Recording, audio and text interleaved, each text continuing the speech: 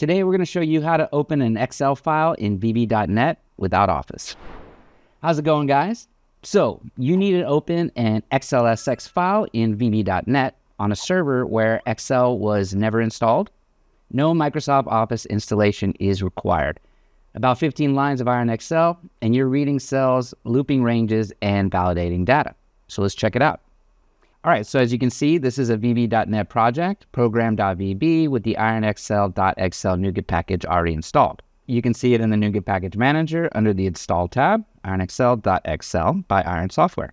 That is the only prerequisite that you need. No Office, no Interop, no COM, just the package. So start with the workbook.load and pass the file path as a string.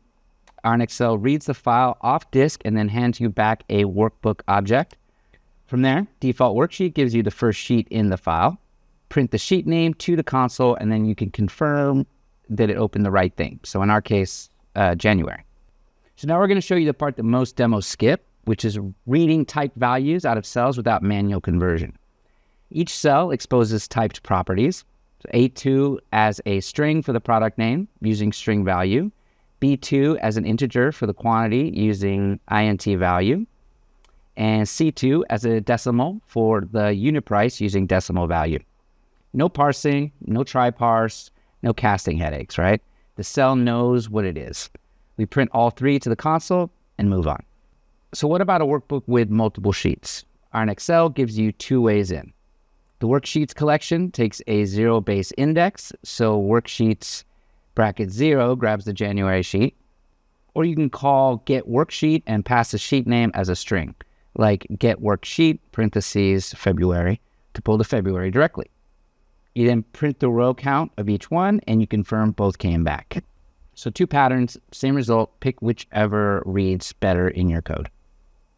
Same load method, different file formats. Here we point workbook.load at a modern XLS file, then a CSV file. IronXL detects the format from the file extension and then handles each one. No format-specific configuration, no separate readers, no branching logic. All three just loaded cleanly. So real spreadsheets are messy, so let us validate. This block loops the range B2 through B16 and checks each cell before reading the value. If a cell is empty, we print a warning with the address. If the value is not numeric, we print the address and the actual string value so you can see what is in there. Right. If both checks pass, we print the order value as a decimal.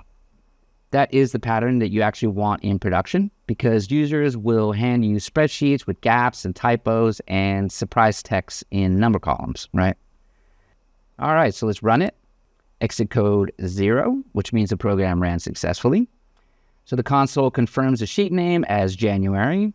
The product quantity and unit price are read correctly from A2, B2, and C2.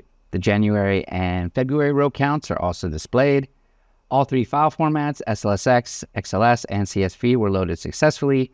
And the full range of order values from B2 to B16 prints out, each one validated before being output. And that's it. That's how you open and read an existing Excel file in VB.net using IronXL. No Office installation needed, multiple formats supported, and full control over how you access and validate your data. Full docs are at ironsoftware.com if you want to read more. All right, we hope that you found this tutorial useful. If you're interested in IronXL, there's a free trial on our website where you can test out the full library on your own files. There's a link in the description if you're curious. And if you want more VB.net shortcuts, we have a lot more coming on this channel, so make sure that you subscribe.